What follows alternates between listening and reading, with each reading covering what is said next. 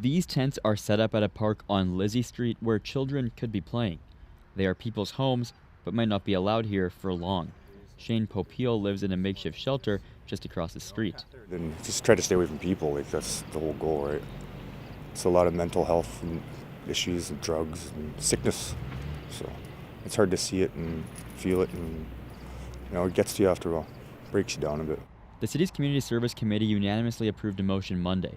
It says encampments wouldn't be allowed within 50 meters of schools, playgrounds, or seniors' facilities. They'd also be forbidden where a hazard or obstruction to traffic exists, within a median or traffic island, and within 30 meters of transit shelters, among other things. The motion also says reasonable notice of enforcement will be given, and shelter options will be communicated. Enforcement would happen during the day, but some living in tents wonder how it will all work. That'd be really tiring.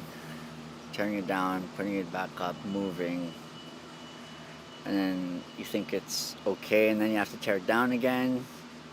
Then you gotta replace your stuff and move. At St. Boniface Street Links, Marion Willis says the motion is a first step, but it doesn't all sit well with her. That model is more likely to push people who are struggling with homelessness and addiction into other places where now we've got other challenges.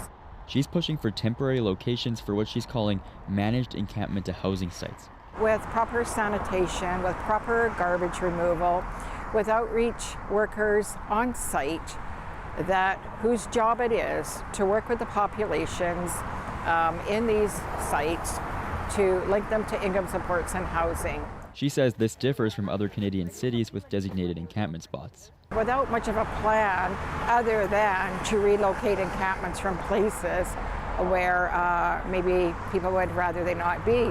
Meanwhile, Popiel's goal is to one day have a roof over his head. He says many others are also waiting, but can be unsure of where to go. Gavin Axelrod, CBC News, Winnipeg.